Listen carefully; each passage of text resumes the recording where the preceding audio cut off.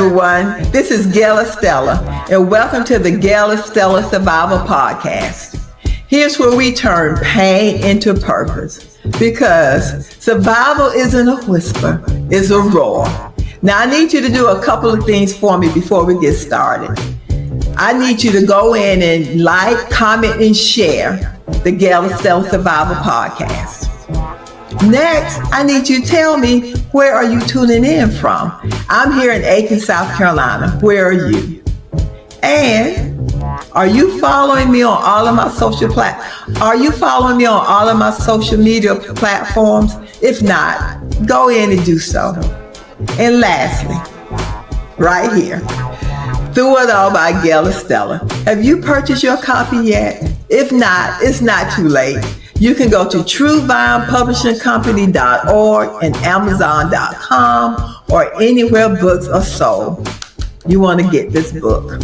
For the month of June, in honor of Father's Day, I will be interviewing men only. They will be sharing their stories on how they survived through it all.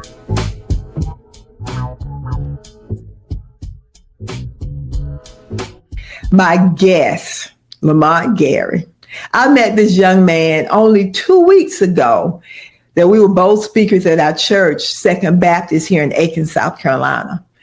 And as I listened to his story, how he told his story with such confidence and such pride, and some of his story reminded me of my own story. And I thought, what better person to have for this month? What better person to talk about how they survived through it all? What better person to talk about what they've gone through and how God delivered them and the father that they are today because of their deliverance? It's this young man. So I am going to introduce him to you. How are you doing? I'm doing good. It's been a minute, 2 weeks, of course, but yeah. 2 weeks. Been a while. I know. That's a long time. I heard your story. And so much of your story reflected my own story. And your story is one of addiction. Well, today I'm 3,120 days in a row without the use of drugs or alcohol. If you want to break that down, it'll be 8 years, 6 months, and 17 days without the use of alcohol or drugs or anything. Anything that's minor mood altering. Nothing at all. Anything that wasn't prescribed, none of that. Right. So my question to you is, because you're so specific and detailed with the days, the month of your sobriety date or your clean time, why is that? Well, first of all, thank you, God. When I was in active addiction, it wasn't a day that went by that I wasn't either thinking about doing drugs and doing it, or just thinking about doing drugs. It wasn't a day that went by. It was every day. No matter what I did, drugs and using was a factor in that day. Since God showed me what and where to make that change, every day is important. Every day starts a new journey. Every day is different. Every day is better. I keep account, not just to boast, but to say, you did it again. And I think you did it. So in my mind, I imagine you having a calendar that you mark off each day. Because that's what I would have to do. So you keep all of this in your head. You add another day every day. How do you calculate this? I'm not that perfect. With the way the world is today, anything you want to do, help is available. I have a clean time count, and my clean date is 11/25/2016. And every day, if I miss count, all I have to do is go to that app and make sure I'm on the right track. Because what I don't want to do is not credit myself for yesterday, but I don't want to take credit for tomorrow. You know what I mean? So it helps me stay in the day and let God keep doing what He's doing. So I lose track every now and again, but my routine is thanking God first, and then that's what I was going to ask you. Knowing what day it is today, because I don't know what the day gonna bring. You know. Wow. But it's today. Okay, so and congratulations. Congratulations. Thank you. And when you said you never know what each day is going to bring, what do you do on a daily basis besides thanking God for allowing you to wake up, thanking God for keeping you clean? What do you do on a daily basis to ensure that you don't pick up again? Well, like I said, first thing I do when my eyes come open, the first thing, thank you, God. And then before I get out of bed, and it's becoming so routine to me, I make a decision every day now. I decide that I'm not going to use no dope today. No matter what happens. No matter what happens. No matter what happens, me picking up dope and putting any mood-changing, mind-altering substance in my body, we not doing that today. And I say we because it's not an option. And no matter how bad the day be, no matter how good the day be either. Because I have you right. You're not to reward yourself either. Right. No matter how good the day is either. I just decide I don't want to do drugs today. Wow. And from there is go ahead. Go ahead. Who are you gonna say? And then from there is I get up and I say, okay, God, you know, what am I gonna do? And I don't just sit around and just wait. I start moving, you know, whether it be work, whether it be a chore, you know, around the house, a honey-do list. I do a lot of self-help groups. I do a lot of prayer, and I go to church. I belong to New Beginning Ministries, where Bishop Hezekiah Presley Jr. is my spiritual father. I read on staying clean, staying positive, staying blessed. What do God require of me? You know, and what do I need to do in order to make sure that I'm not perfect at it, but God, you know, I'm trying. So you're trying. Wow. Wow.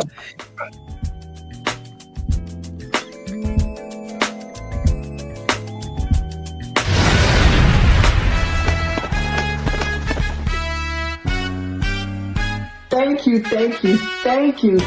you for all the overwhelming support that you have shown me on the release of my first book, Through It All. And I would like to give a special thank you to all of you that have purchased your copy of Through It All. I would like to read a review to you. Hey Gail, I just finished reading your beautiful book. God has done some amazing transformation in your life. You are definitely a testament. Love you, girl. Thank you. If you purchase your book, and once you finish reading your copy of Through It All, please leave me a review, or better yet, a short video snippet of you telling your takeaways from Through It All. There are so many girls and women that are suffering in silence. They need to know that no matter what it is that they've gone through, no matter what it is that they're going through, that through it all, that they will be okay. And if you haven't purchased your copy of Through It All, let's get the word out that through it all, that you can still stand. Through it all, you can still thrive. Through it all. Thank you.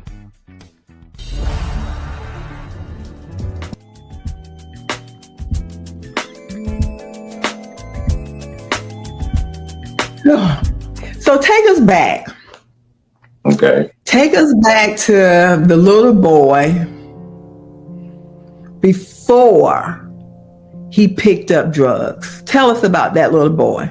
Whatever age you want to go back to. Life was good. I wasn't abused. I wasn't neglected. I wasn't abandoned. None of that, I had a pretty decent childhood, so to speak, but it was always, it always felt like something was missing to me. You know what I mean? It was an inside thing. On the outside, everything seemed perfect. And then around the ages of like 10, 11, or 12, it got different for me. It felt like I wasn't good enough. I wasn't light enough. My head didn't fit my body. I wasn't heavy enough. So athletically, I never fit in, as a young kid. And at the age of 10, 11, and 12, most people are like, well, that don't matter. You just a kid. You don't know. And I'm here to tell people that, pay attention to these 10, 11, 12-year-old kids when they're that age and try to understand and get into them and see where they're at mentally. Because, when you ain't got nobody to talk to or express to how you're feeling and you thinking you're by yourself, that's dangerous ground. Because it was for me. So would you have known how to express those feelings? Or did you have someone that you could have talked to? Or would you have known how to express them? No, not at all. And I didn't. I didn't know. And even back then, I'm 55.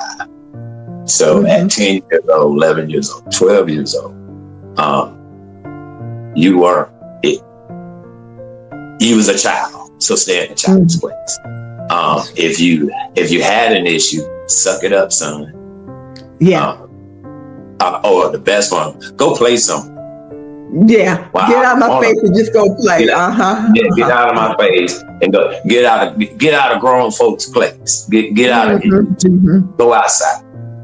And at the same time, what was unknown to me or my parents at the time, I was going through something, but I didn't know.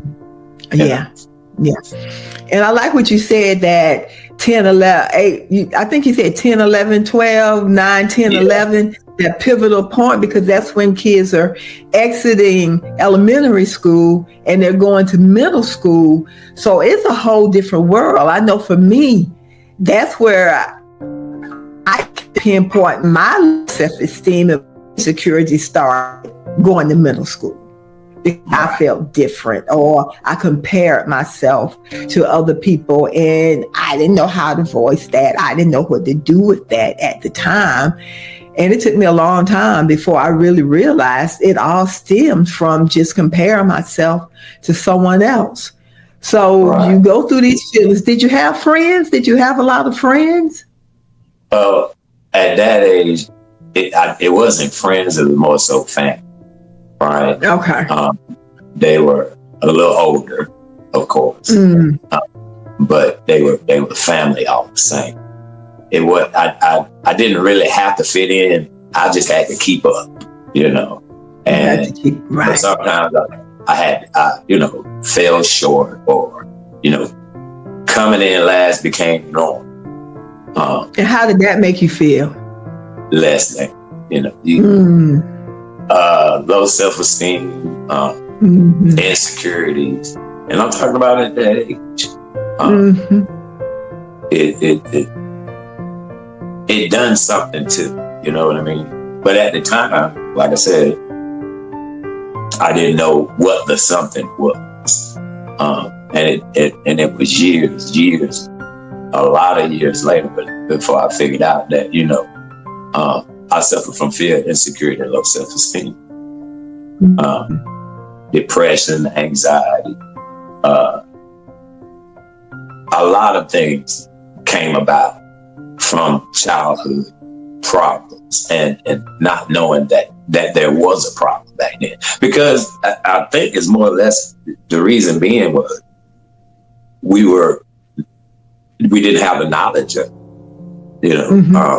my parents were brought up where, if you wanted something, you worked for it, know. And back in their day, it wasn't a whole lot that anybody wanted that was materialistic or anything like that. As long as they was free and was breathing, that was enough. But, when my generation came around, toys and bicycles and, sports and stuff like that, that was the important thing. But when you didn't feel like you measured up, the mind plays tricks on that. Tricks on you. So thinking about that, what you just said, you had the bicycles, you had the toys, you had the opportunity to participate in sports. So you had all of those things. So your family were providers. What could have been differently? What would have been most important for you at that time, besides those things that your parents just didn't realize? What would have been most important for you? Communication. Oh, not so much as to I'm getting into your pockets and into your personal business, but a line of communication where I could feel safe talking about how to be, and not be judged or ridiculed. I understand. So let's stay here for a man. Right. For that little 10, 11-year-old boy. How important is that for men or boys that are going to grow into men? How important is it for them to have an environment at home of safety that they can come home and say, well, we lost our game today. I don't feel good, or I don't feel that I measure up with the other kids, or I don't feel confident in myself, and be able to express that, and for a parent to say, well, what it is that you need for me to do, or what can I do for you, or you are this, or you are that, or maybe we'll find something else that you feel better in, instead of, oh boy, you okay, you will be good, so, or just go and play and practice. I was good at this, so you gonna be. So what does that little kid needs so that they can grow up to be a confident man, that they can share their experiences and their vulnerability with their wives or their children? Is very important. It's almost detrimental. I have a 10-year, and I ask him pretty much on a daily basis, you all right? How you doing? What you thinking? Is everything all right? Is anybody bothering? Are you bothering anybody? Right. What's on your mind? Is you troubled? What you happy about? What can I do to make life easier for you? And wow, that's something and I'm not saying, don't get me wrong, I know my parents love me. I know. Almost. Almost too much. Yeah. Right, right. But the one thing I know that I didn't have or didn't experience was the communication and the ability to say, Mom and Dad, I feel like this. This is how I feel. So not to because he has my DNA, not to let him go down or feel like he needs to go down the same road I did. I try to keep the line of communication. He here now. you know, and he understands, you know, simply Mm-hmm. because I'm open and I'm honest with him. At 10 years old, he does a lot of what I do for me on my journey to stay grounded. He participates with me, and all he does is wants to go. I don't. To go. I make it where what I didn't have was the opportunity to say, you know, help me with this. A lot of the stuff that I went through, I was scared to say something to my mom, you know, and I don't want him to have that fear of I can't go to my dad. He can always stop me if he can't go to my else. That's beautiful. That's something I didn't have. Environment. Yeah, so you provide an environment of safety for him. Yes. Holistically, mind, body, and soul, spirit, bliss. That's beautiful. Yeah. Yeah. So we're going to get back to that because I have some questions for that topic. Let's start on the journey to addiction. Oh, wow. What led you there? How did you get there? Well, like I said, in the last 8.5 years, I found out that I suffer tremendously from fear, insecurity, low self-esteem. Not on a daily basis like it used to be, but I still have. I deal with it.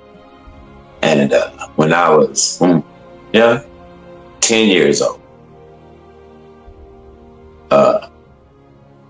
my dad, he started a career in the alcohol and drug field, right? And I was born in Newberry. Like I said, I didn't have to have friends because I had family. And my dad, in that profession, he went to school, got his degree, got all the credentials to be a substance abuse counselor.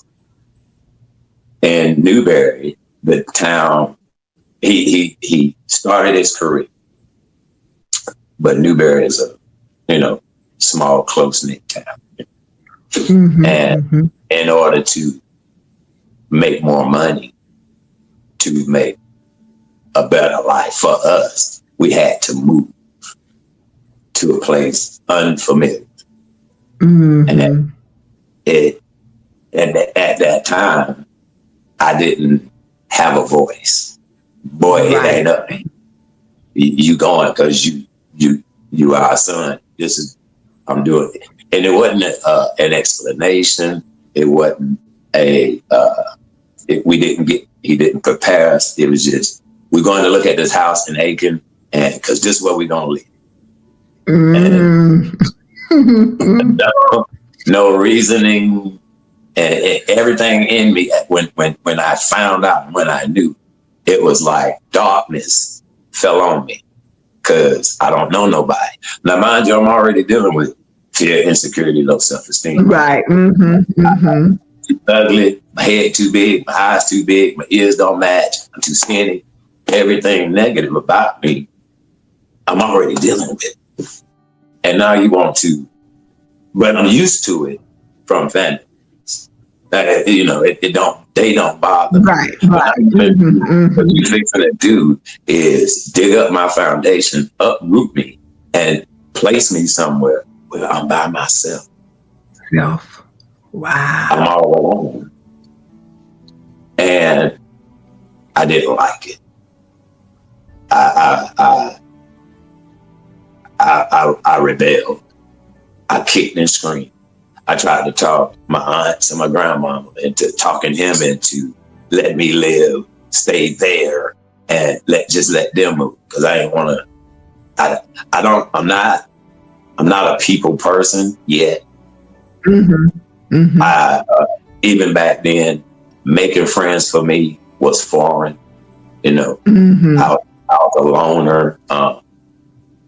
It could be a park full of kids, and then you could find me off in the corner by myself. Right by yourself. I just couldn't do it.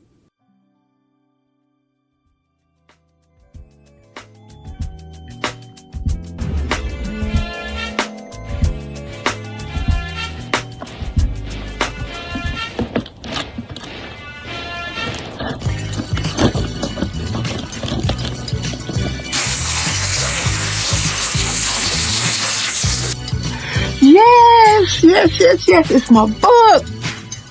Through It All, Gail Stella. This book has 6 powerful chapters, offering a quick and meaningful read filled with uplifting and empowering insights. Let's take a look. Here's the front. Through It All, Gail Stella. True Vine Publishing. And in the back, there's a place for you to take notes. You're going to want to take notes. I'm an author. I am that author. Gail Stella, the author. If I can say anything to you, it would be, do not give up on your dreams. Do not give up on your dreams, because they can come true. I am a true testament to this.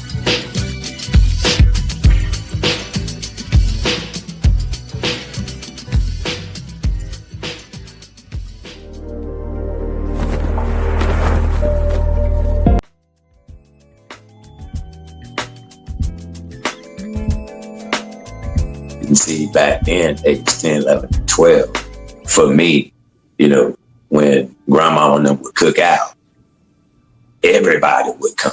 Neighbors, family, friends, Back then, drugs was around, but they wasn't as prevalent as they are now, right? Prevalent. You might have had a few cousins that smoked reefer back then. That's what we called her. But other than that, it wasn't no, you didn't have to worry about nobody setting your drink up, right? And they were drinkers, a lot of drinkers. And what would happen would be at the end of each cookout, the kids would have to go and clean up the yard and get all the paper and stuff up and straighten everything back up. Well, when they would drink, most of them would pour a drink and forget they made it, set the cup to the side. And what we would do would go and add all the drinks together, put them in a jug, and then we would, trot down to the creek and get drunk. And nobody would know the difference because they already drunk, pretty much passed out. And then the next day, it's summertime, we hide a jug and we go back down there throughout the day. Because back then, when you go outside, you're outside. Everything to do was outside.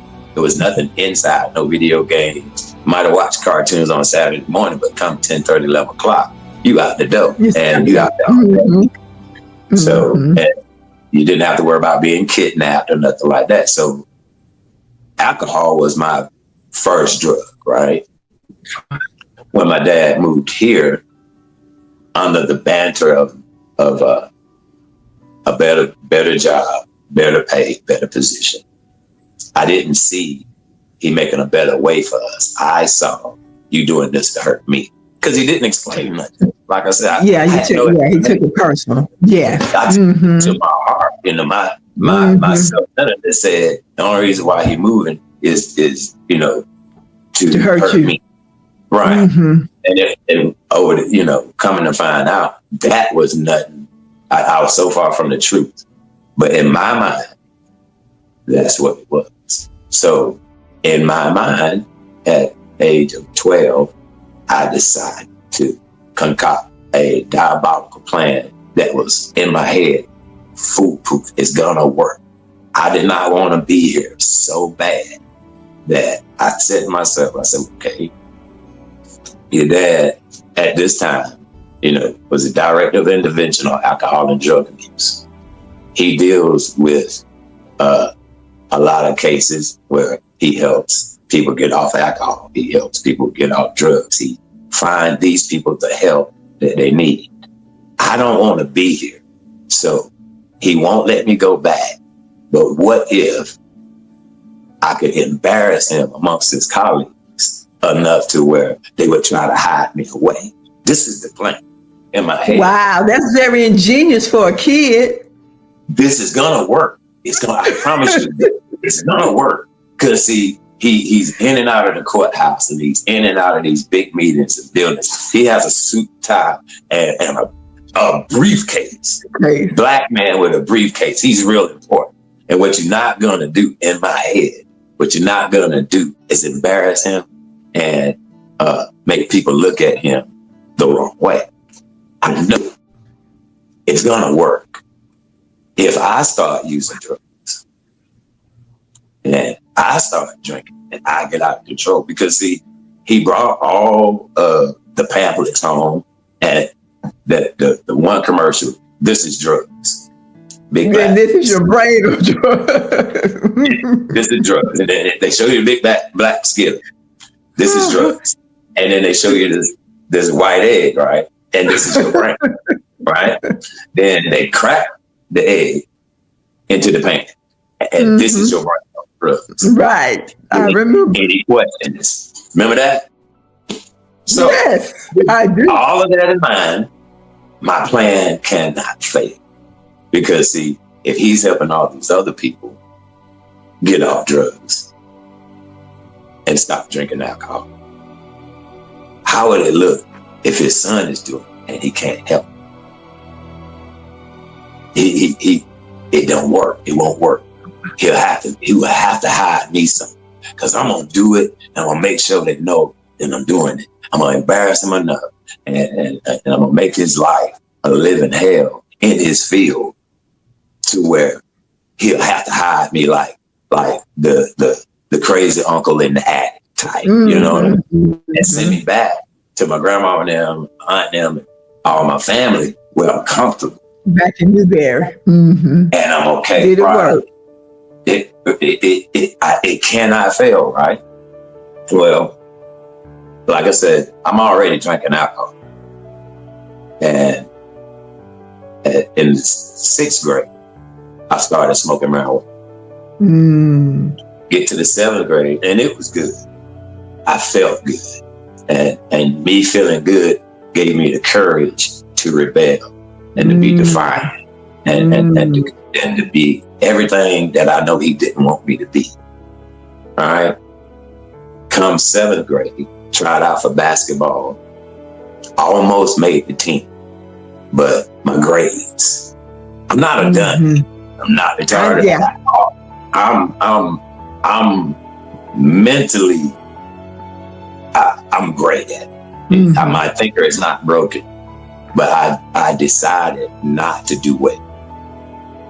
To add on. Intentionally, to add on. Yes. To add on to the plan. I'm going to start failing in school. I'm going to start smoking weed, sneaking out the house, skipping school. I'm going to do all, I'm trying, what I need him to do is to throw his hands up and say, I can't do it. I don't want, he got to get out of here. Because I've seen it done in other people's families. Right. I've seen other people get shipped off. In school. But where's so-and-so? Oh, that boy was so bad, they shipped him off. That's what I want. I want you to ship me off. Well, went out for basketball, made the team, but got kicked off the team for grades. I went out for football, and after maybe the 2nd, 3rd summer practice, the junior high school coach called my daddy to the side and told him, I couldn't be on the team. I was too little. Right? I can't, I don't measure up. I don't fit in. And so what did that do to you? That hurt. It hurt a lot, because here I am in the 7th, 8th grade, being told that you're not good enough. And that's how you took it, is you're not good enough. And we don't want you. So after that, now mind you, like I said, I'm in the 7th, 8th grade. My dad takes me to the Pee Wee League field. I didn't want to play there. I'm the oldest thing out here, right? But needless to say, they let me on the team. But when they let me on the team, it didn't do nothing for me and my dad's relationship, because he didn't come to the games. Wow. Right? He didn't come to the games. So if they did put me in, I did my best not to do well.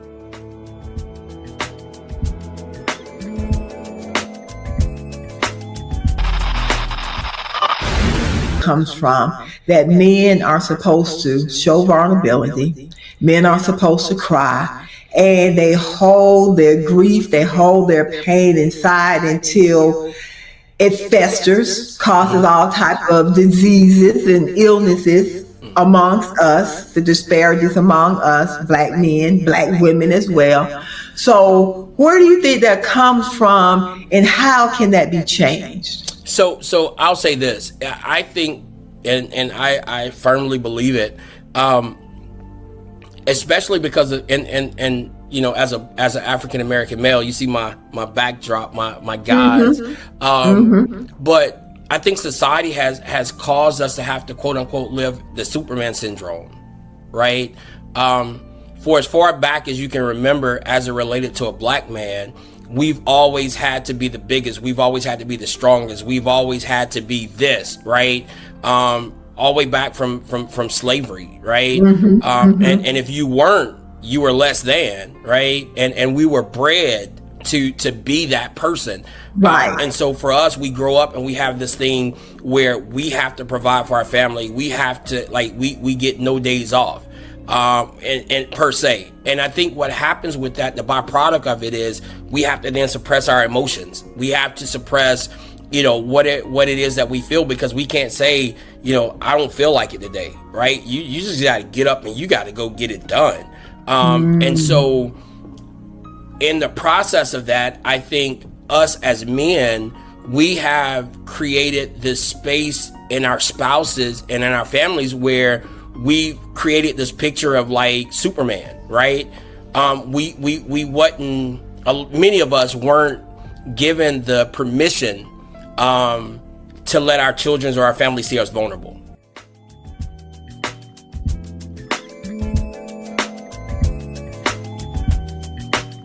When I started drinking and smoking weed, it gave me courage, it gave me confidence, it gave me a backbone.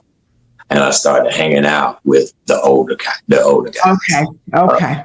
Where we grew up at, on the north side here of Aiken, this side of the tracks, depending on where you lived over here, dictated your social status. If you understand what I'm saying, you got you got good neighborhoods, you got bad neighborhoods, and you got that middle where it ain't good or bad, but it ain't the best.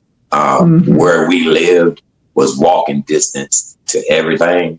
And like I said, I started communicating and conversating with older kids who knew older people who could get what we want. You know, it's a triple down. Just like now today, for a kid today to find a gun, to find drugs, to find anything they want in America is easier. Easy, real easy. That's how I would be. And all you had to do was say what you want. You know, and somebody knew somebody that knew somebody that knew somebody to get what you want. They could get it for you. So you graduated to the powder, then you were introduced to smoking. Yeah, I was introduced to crack cocaine.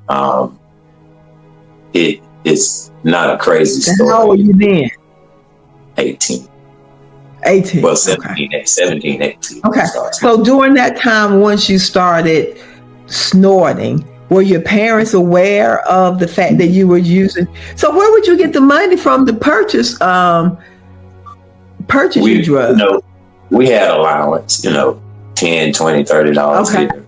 Or, you know, I ran with a group of guys, you know, it's crazy. We would go steal bikes, find ourselves in somebody's house that wasn't ours. And this is that's it. We would do what we needed to do in order to get the drugs that we needed.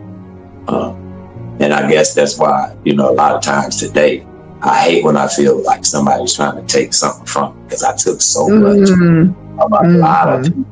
And some of the people probably don't even know it was me, but I didn't care at the time.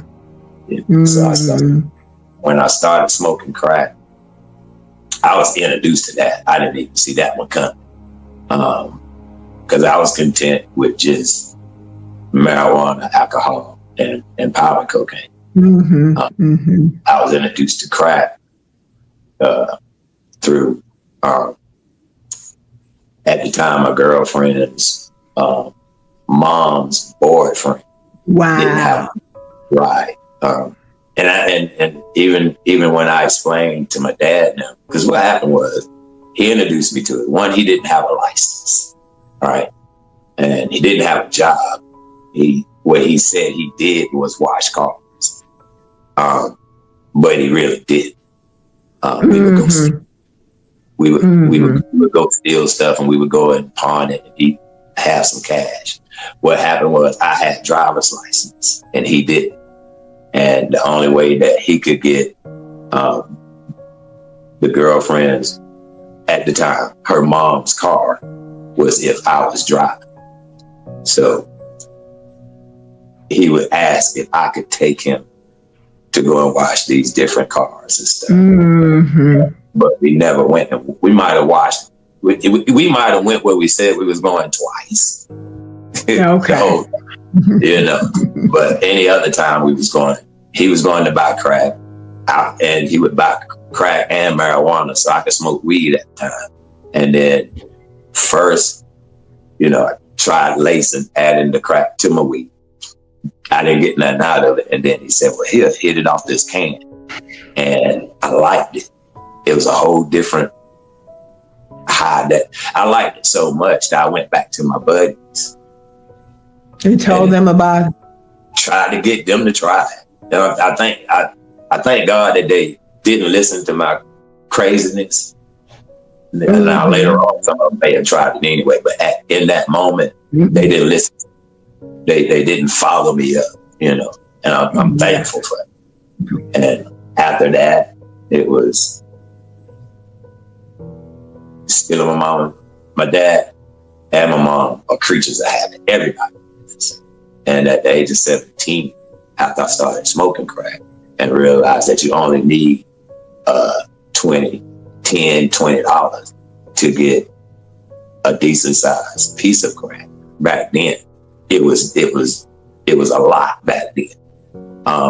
What I would do, my dad would come home from work, put his briefcase down, eat, take a shower, watch the news, get ready for bed, get into bed, and leave his wallet on the nightstand, on the dresser where the TV was.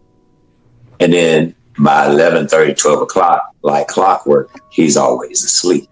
My mama would go to bed a little later after to make sure that the house is shut down and no stoves on. And I would check on both of them to make sure that they sleep. Usually by about 12:30, they were into sleep pretty good. And what I would do, grab his wallet, take the bank card out, put the wallet back, climb out the window with the car keys in my pocket.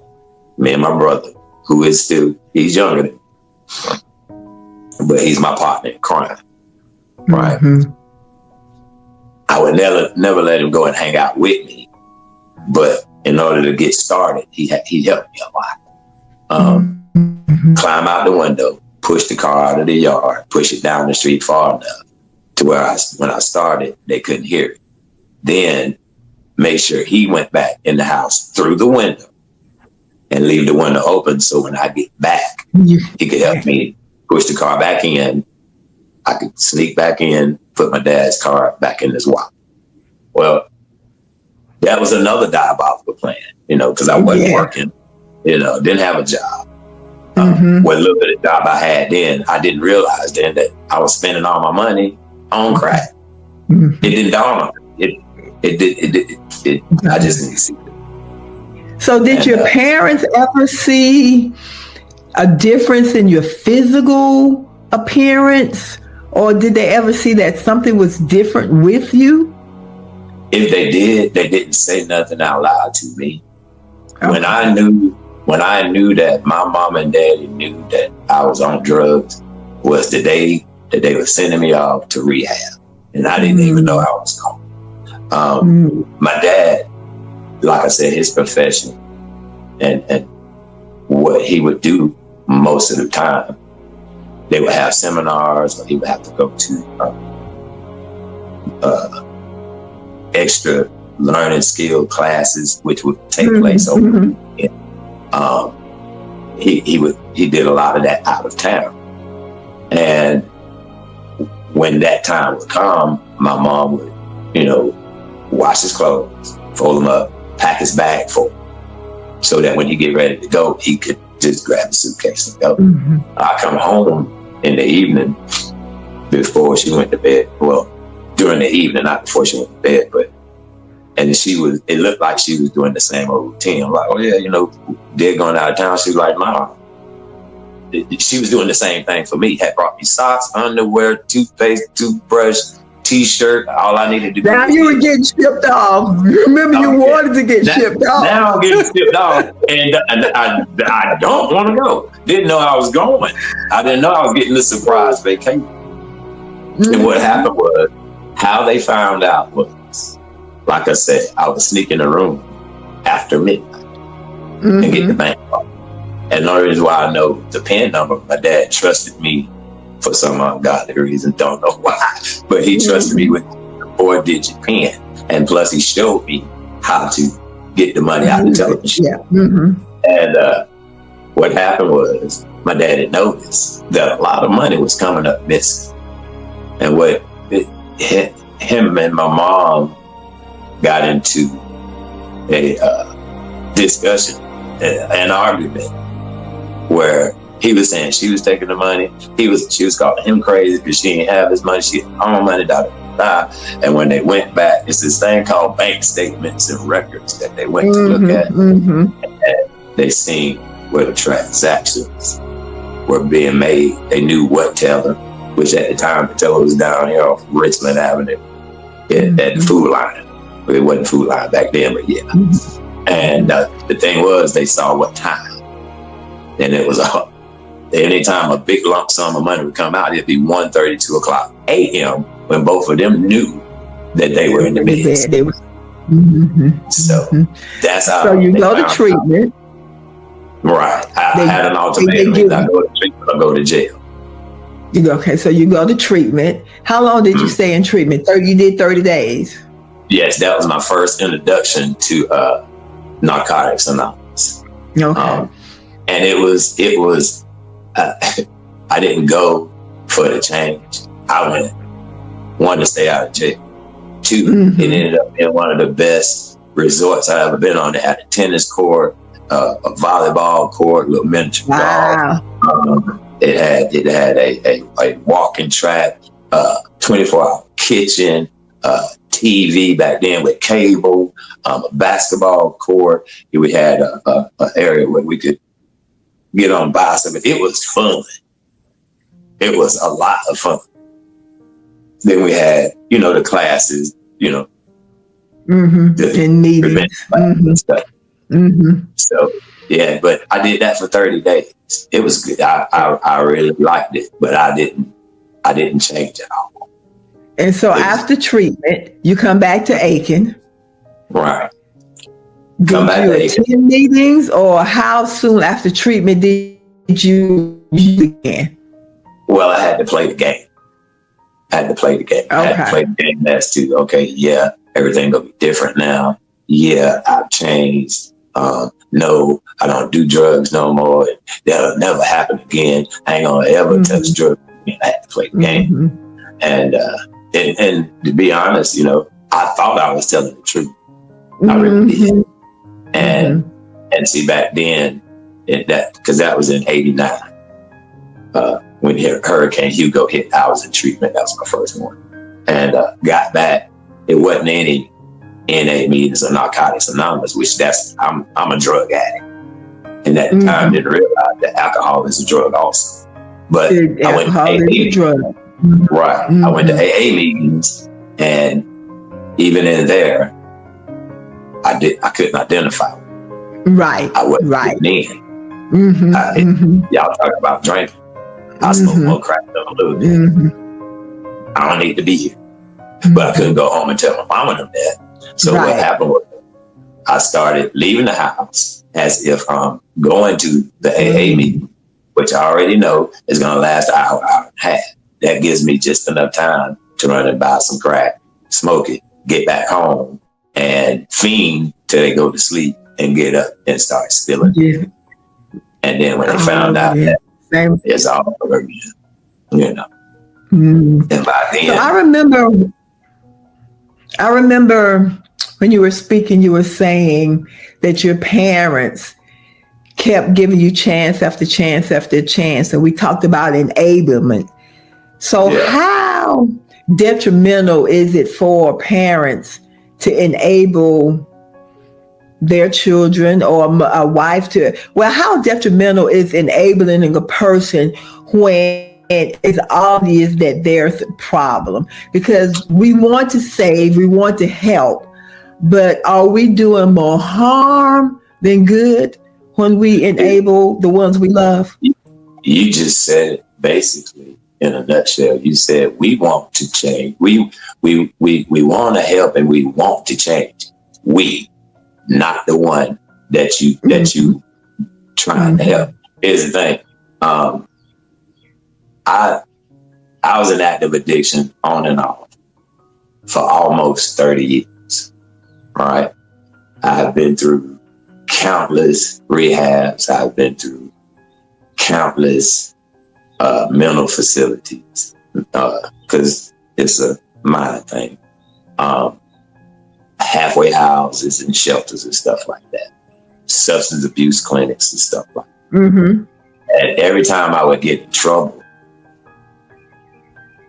either the girlfriend or quote unquote hostage that I have taken, my mom, I call them hostages because see, these people love me more than I love myself. And I would manipulate and play on that. You know, I didn't want them to leave because if they left, I would have no other source to get drugs. And if you don't let the individual who is in active addiction completely bottom out, if you're always there with the safety net, if you go get them out of jail with the baby, I ain't gonna do it no more. This is my last time. Mama, please, I'm sorry. I promise you it ain't gonna happen again. I'm gonna do better next time. The more you help them, it's gonna come a time where it won't be a next time because they haven't suffered the consequences and repercussions of this time. What my parents almost did was love me to literal death. They almost helped me kill myself because they kept saving me. The girlfriends kept saving me. And they were doing it out of love, but not realizing that it was doing more harm than good. So during your addiction, the women that you dated, did any of them use? No, not initially, not at first. You know, I dealt with some really great women, and I called them hostages because I was a user. I manipulated, I lied, I cheated, I stole from them. I physically abused a couple of them, and they still love me in spite of myself, in spite of what I continue to do. They still love me, but they never used. And it was only you said the physical abuse occurred. Ma'am. You said the physical abuse occurred. Yes, ma'am. Was it only during the time that you were high that you abused, or did you abuse? I guess it's the only time it wasn't only when you were high that your mind was altered. Was that the only time that you abused? It would be when I was high, when I wasn't high and wanted to get high. When I was high and they would leave me alone to go continue to get high. It would be. Or maybe give you money. Did you ever take their money? Did you ever take money? Money, microwaves, TVs, stoves, cars. If it wasn't nailed down and I could get some dope for it, I'm taking that. Ceiling fans. Yeah. To me, anything materialistic was not important. my daddy's guns. I rented out my mama's house so many times, when the girlfriends would buy me nice clothes, buy me nice shoes to match. If I'm out there getting high, all I needed to hear was one of the drug dealers saying, "That's a nice pair of shoes. I'll trade with."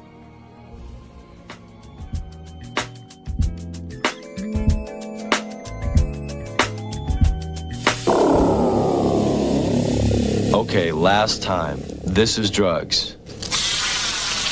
This is your brain on drugs. Any questions?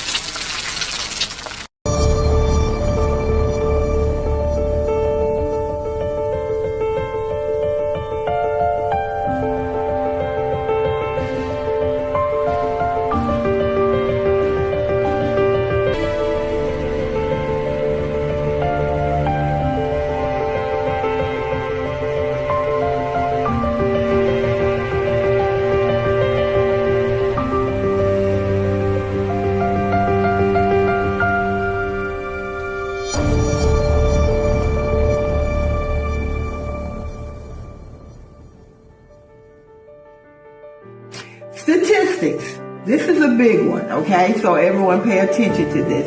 Nearly 1.5 million high school students nationwide experience physical abuse from a dating partner in a single year.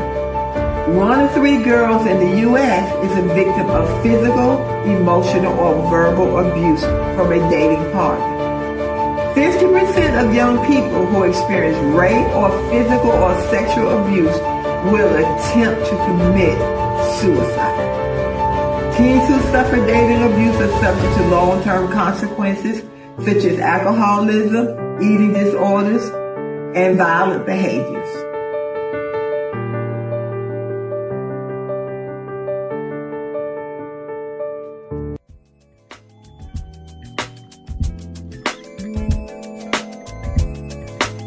What prompted you to get clean? What prompted you to decide that enough is enough? My granddaddy moved here, right? And he was on hospice.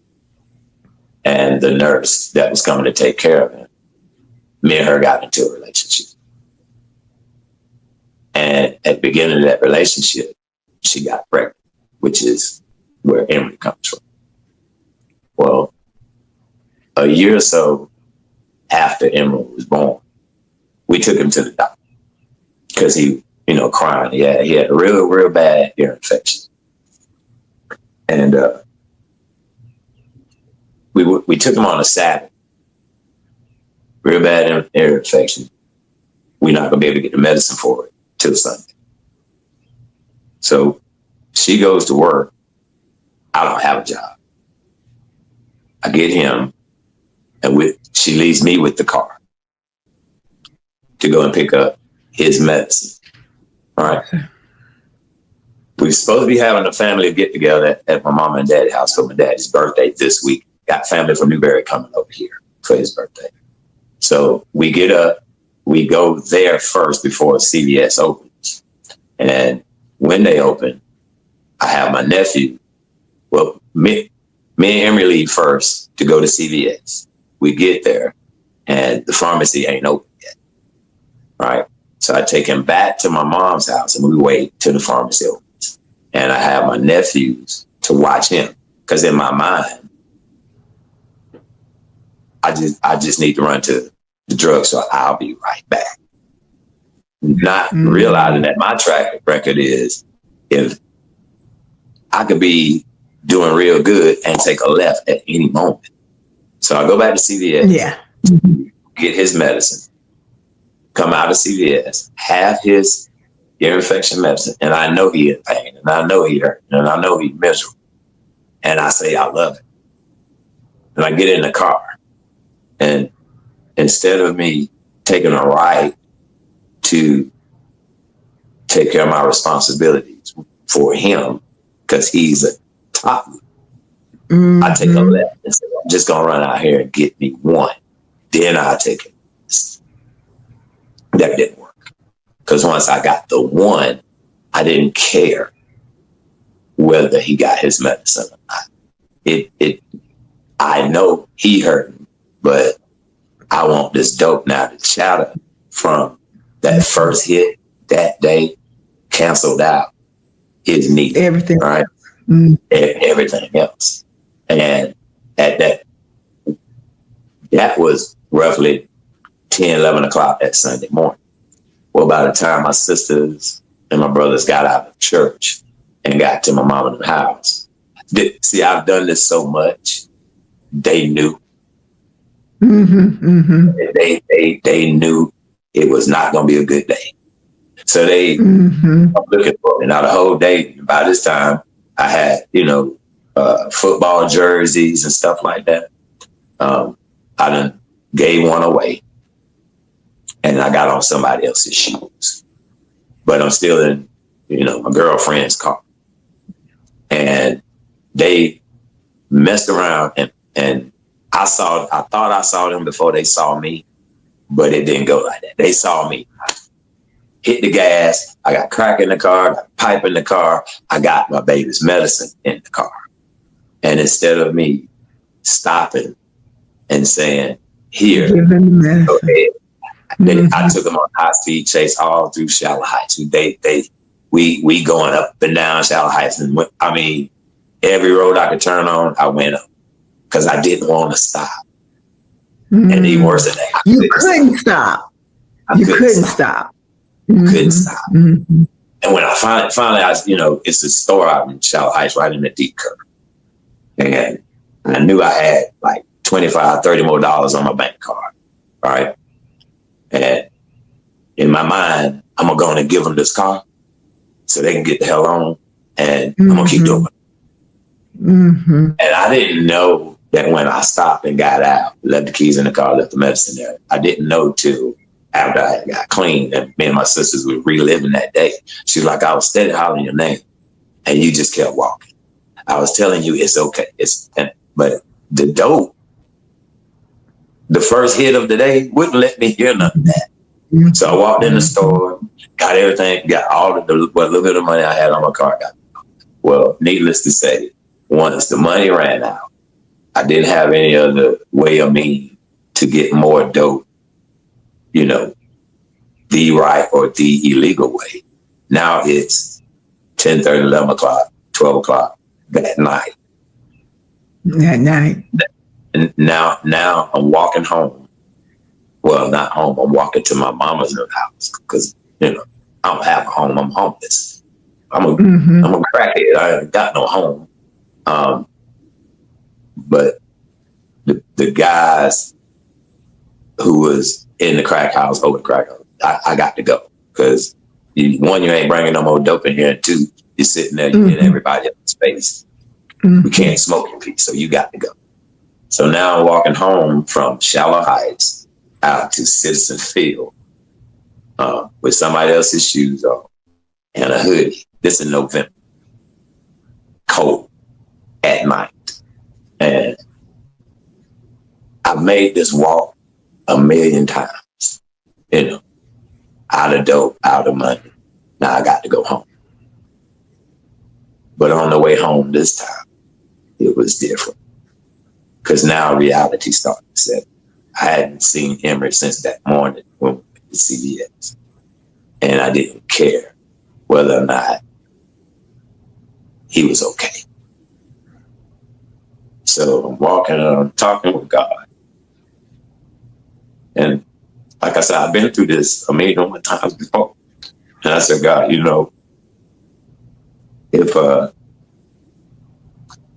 if I don't do something different, he ain't gonna make it. So I know we've been there before. But what I need for you to help me one more time. And I know I said one more time before, but I don't do something different. Oh God. He ain't gonna make it. So if you can do this for me, just give me one more shot. One more shot at trying to get it right. One more shot at trying to do something different. at least so he could be okay. I'll do the best I can to make it work my while. And I kept walking. I walked all the way to my mama's house. And that Monday morning, I came to, and I went to the center, and I explained to the lady, you know, I need to get into a rehab, because I wasn't one of the ones who could just stop at the house. I had to go somewhere and sit down for a minute, as like in lockup, or I needed to be confined, because if I had removed, yeah, I had to, because I just can't sit at my mom's house and say I quit doing dope. I needed some time and space away, right? And this was a Monday, and I've been there before. They know my dad, but it wasn't like no special privileges or nothing like that. I knew the routine. I knew the steps we had to take. You got to be clean at least 48 hours before we can let you in, so it won't be, you know, Tuesday or Wednesday if we find you a bed and standing there. So I did all of that. But thanking God enough, you know, we coming up on the Christmas holiday, so I had already ordered his Christmas gift, which was one of those big remote control cars where he could sit in, but you could control it, but it had to be put together. And what was crazy was, well, I think that saved me also that one more day to stay clean, because I knew that they was going to call. I just didn't know when. And after that talk with God, I was trying to do this thing right. So I'm at the house putting his car together for Christmas, and they called. Right. And this is at like maybe 10 o'clock in the morning. They called and they said, you know, Mr. Gary, we got a bed. You need to be here before 5 o'clock in Columbia. Right. And I'm putting this car together and everything in me, but you got to get this car finished before you go. So while I'm putting the car together, I'm calling my mama, I'm calling my sister, and I'm like, man, I need a ride. I need to get me a ride. All I need is one ride. I need a ride one way. And I told them what was going on. I told them what I was trying to do. And sure enough, one of my sisters got off work. The other one, she got off work. My mama, all three of them. And they went and got Emery for me. And by the time they got to the house, I had to put his car together. And I just put me some clothes in a bag. And I went to rehab. And this is Christmas holiday. It's at the holiday. It's right after Thanksgiving, but before Christmas. And I made up in my mind that I'm going to do everything I can that I know to do to get this thing right. And the first thing I had to do was take everything I know, everything I think I know, all the knowledge I have, and throw it out the window. Throw it out the window. And surrender. Yes, I give up. I done did it my way. It's not working. Let me do it this way. And let's see what happens. And I went to rehab, and I'm so good.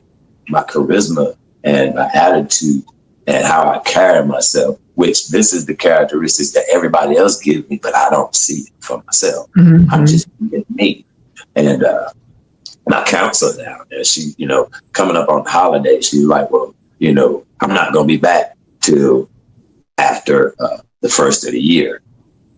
But your out date is right after Christmas. I can make a special request and let you go home before Christmas, and you could be home for Christmas. I said no, because that wasn't my plan. And like I told her, if I cut a corner and I quit now, I'm not going to manipulate. Right. If you do that to me, it won't be another Christmas. And she looked at me like anybody else would want to go home. I'm not saying I don't want to go home, but what I'm saying is I want to live more than I want to go home. So I stayed. Because I'm used to taking a shortcut.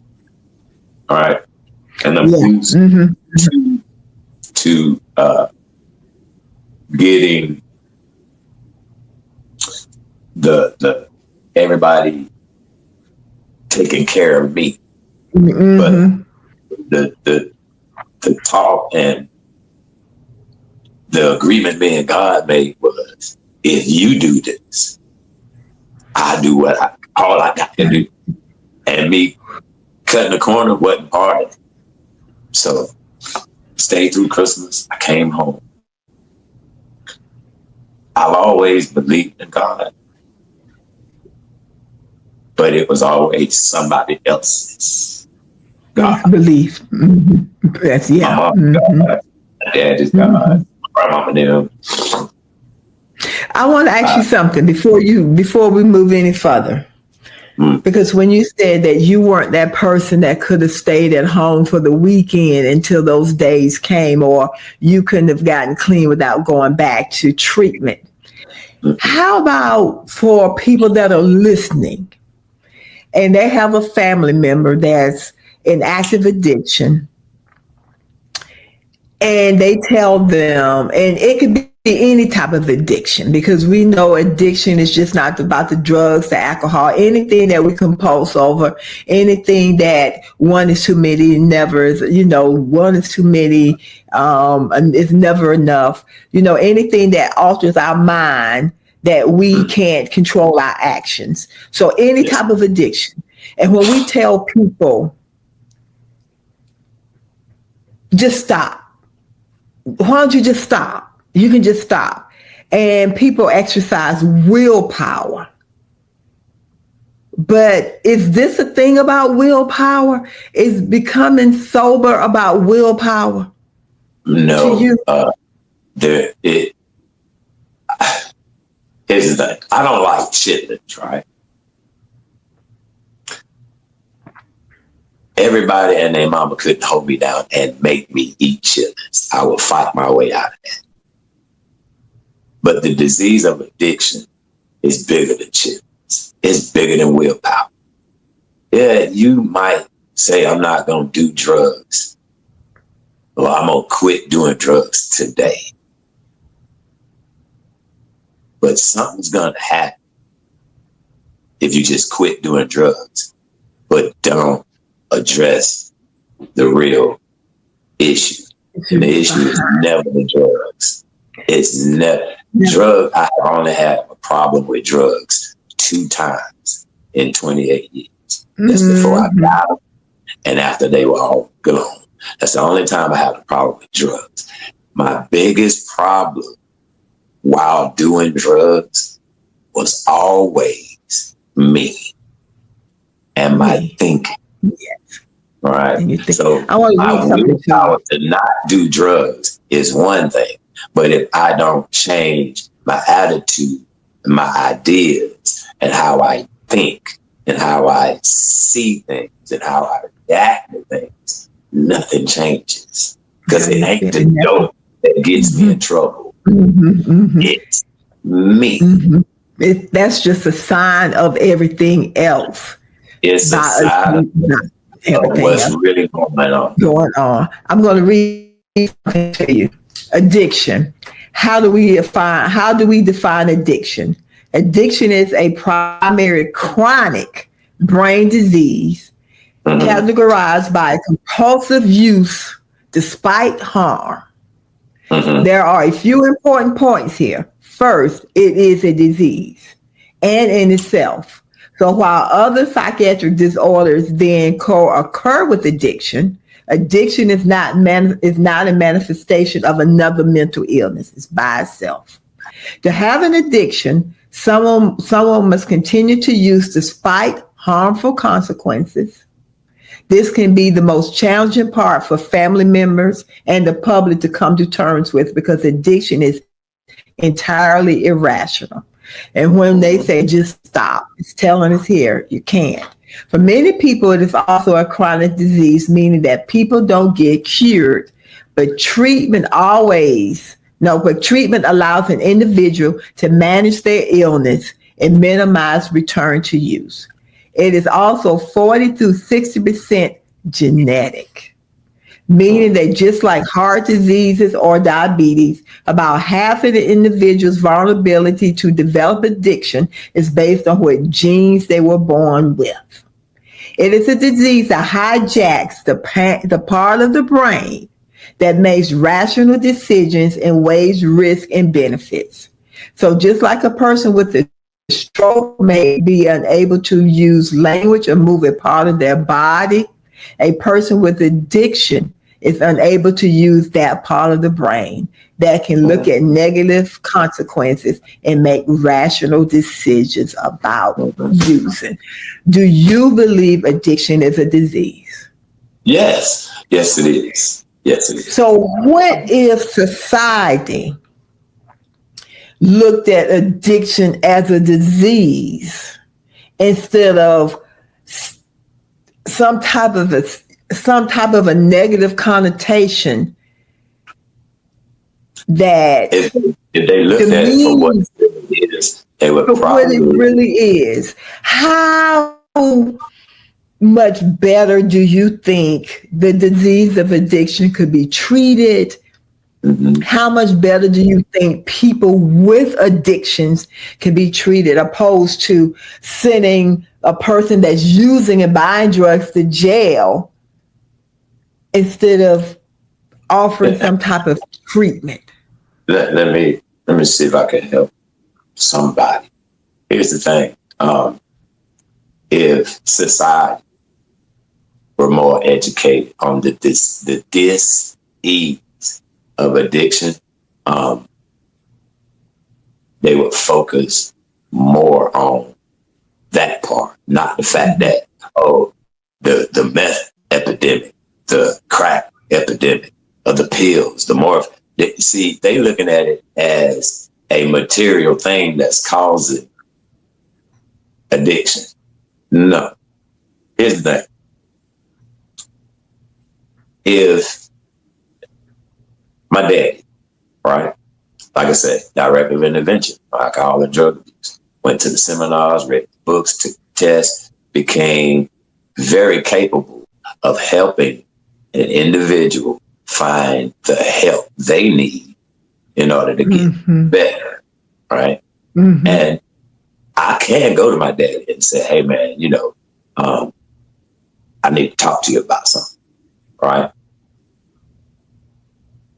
But it's something about somebody experiencing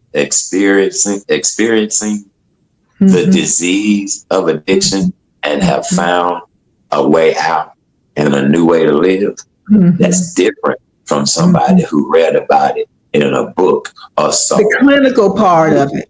Here's the thing. If you haven't experienced wanting to do drugs and not wanting to do drugs at the same time and still come out clean, you'll never understand the dis-ease of addiction. Now, you could point me in the right direction, but I can't call you, and not you, but I can't call someone who hasn't stayed up all night, who hasn't decided to go and steal their sister's money and all her jewelry like I did. Somebody who hasn't took their brother's car and sold it, made me my own, know the Republican signed off. See, the way the active addiction mind thinks is different from somebody who is responsible, right? The disease hijacks that part of the brain that makes rational decisions. Right. And see, how I think in active addiction is totally different than the normal thought process. But if you don't understand that, if you just looking at the surface, if you just looking at the fact that, he spent his whole check out there doing drugs, now he don't have nothing. See, you associating the wrong thing with the disease of addiction. You looking at a side effect, right? You need to look at what the problem is. What made him spend his whole check? It wasn't a crack that made him. It was a thought first. Why do he think like that? Mm-hmm. What makes him think like that? Can he think differently? And see, that's what I've learned in the last eight and a half years. When I got out of rehab, the day I got out, see, they suggest that you go to 90 meetings in 90 days. They suggest that when you get out of rehab, the first thing you do is go to a meeting. I didn't do that. The first thing I did, first day I was out, I went to church, and my bishop, Hezekiah Presley, he held up. He called me to the front, and remember that piece I was telling you about? You know, I never fit in. My sister and them, they knew it. I went to the church because they went there. I didn't even think I fit in there. I didn't even know this man knew who I was. I didn't think he wanted to know or cared to know. Well, when I got out of rehab that day, we had a revival in December. And he called me up front. He said, and when he said it, it seemed as if it wasn't nobody in the room but me and God. Because when he said, come here, man, I mean, the church is full of people.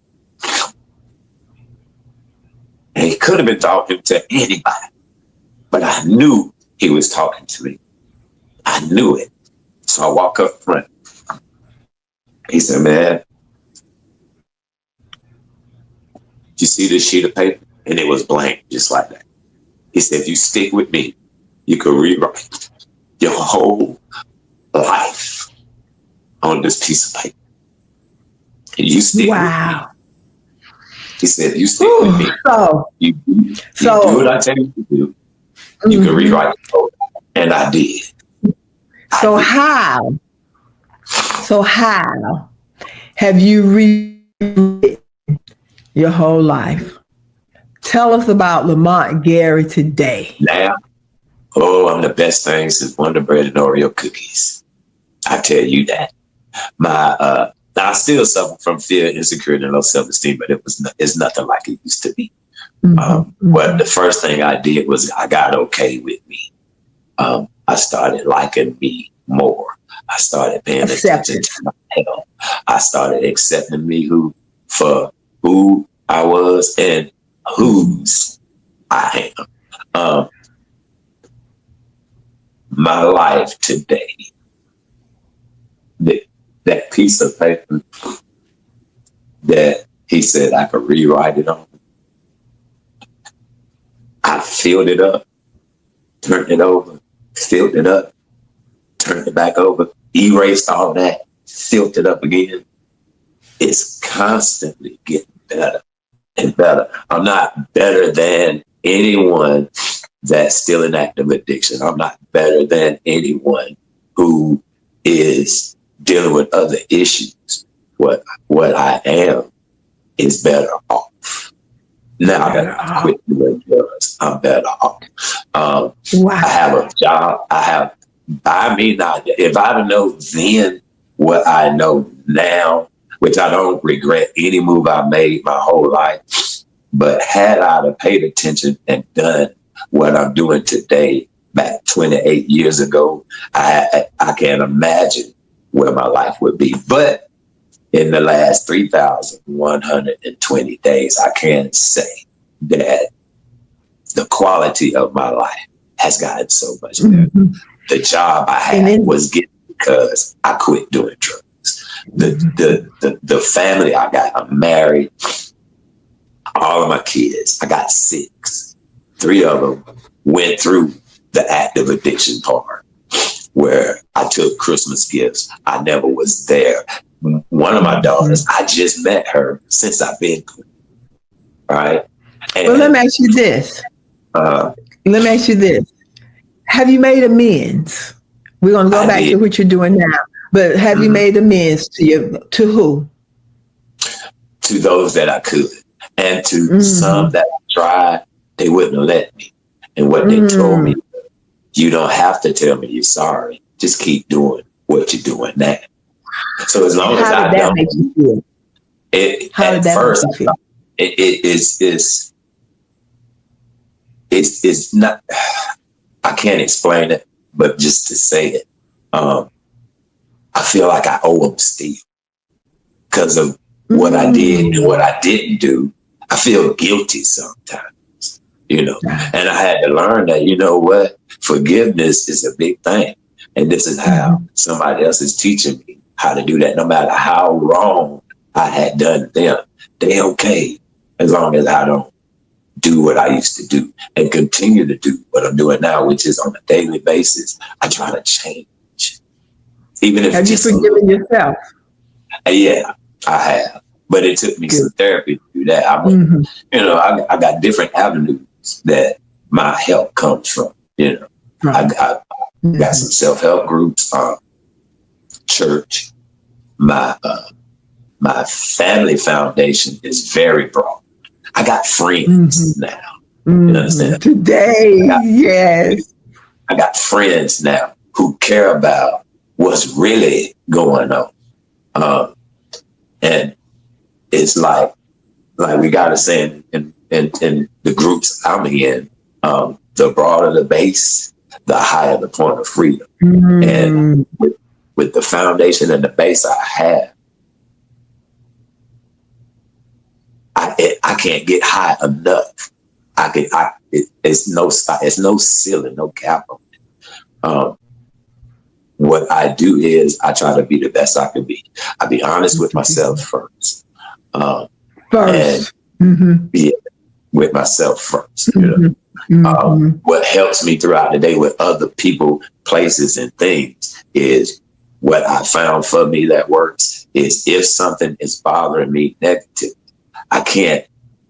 my mind won't let me just sit there and think about it and not say nothing.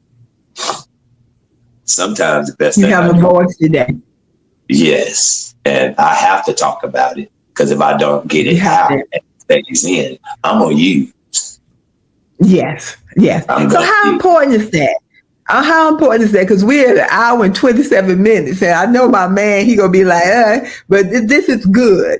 So how important is having a voice? And we all have a voice, but how important is exercising your voice? Because that's one thing I always tell people, and that's something, I told my husband that I'm a great communicator because I have to be.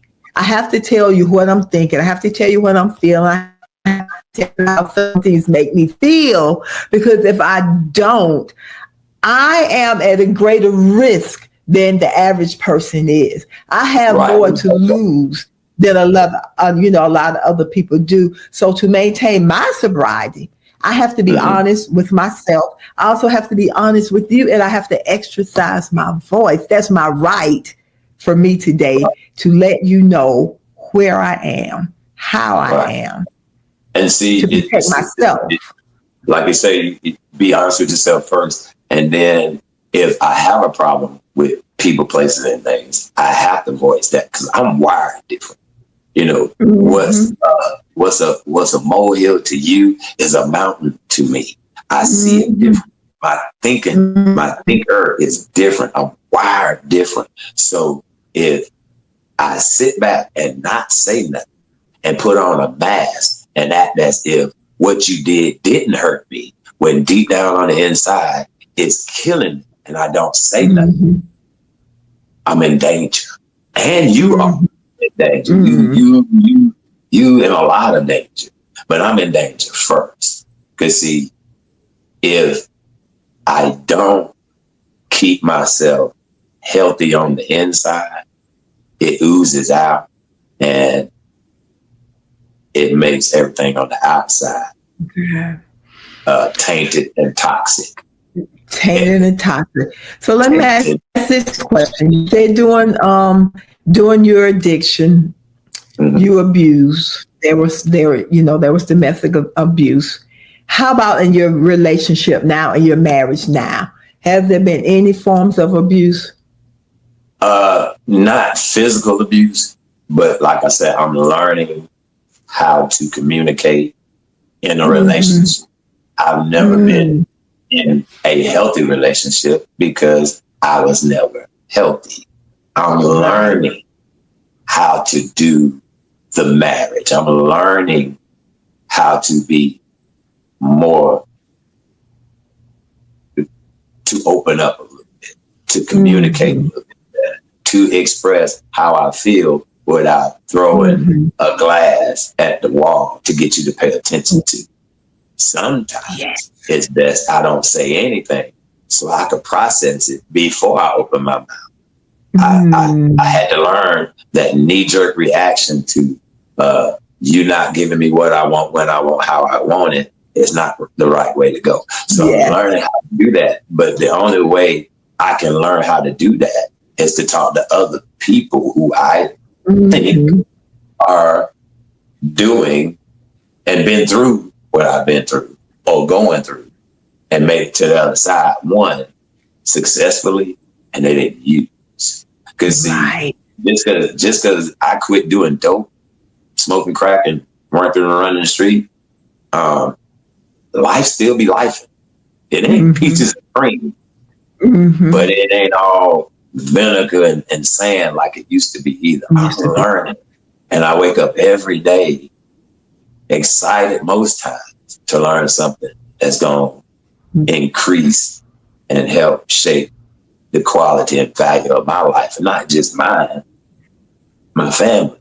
See, if I use any time after now, not only do it affect me, it's going to affect everybody. Everybody. I won't have a job. I won't have the family. I won't go to church. And you ask, what's my life like now? Since I stopped using drugs and lost the desire to do drugs and found a new way to live, I got a better job. And like I said, I got a beautiful wife, got beautiful kids. I belong to a great church family, my own personal family, which it expands more than just my mom and my dad and my sister and them. Everybody is pulling for me. And I finally, by not doing drugs, my credit score is 789. I got a FICO of 80. And the house I'm in now, see, God got a way of doing things for me, and I don't even know He's doing it. And by the time He shows it to me, I've already had it. The house I'm in now, I moved in this house to get to check off boxes for the bank because I was looking at $300,000-$400,000 houses that I wanted to buy. I'm to find out the way God had it set up back then was you're going to start out renting this house. Then you're going to start buying this house. So back March 19th, which is my son's birthday, I closed. Me and my wife, we closed on this house. And before we closed, we kind of thank you so much that God did that. Come to find out, the house sits on a nice piece of property. Did not know that the property extends 2.5 more acres. Wow. See, wow, look at God. Out of the crack now. He took me out from up under bridges, and he took me out from beside the garbage cans, and he put me in my own house, and he's showing me how to be more responsible, a more productive member of society. And that's all he does. I decide on a daily basis not to do dope. I don't do it by myself. I let him help me. And I just make a decision every day. And it's not what I need. It's what I want. It's different this time. This has been a good interview. I don't know how. This has been a good interview. This has been a great interview.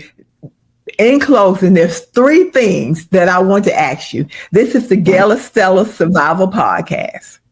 Name 3 things, and you've named some of them, but I want you to name 3 things that have helped you to survive.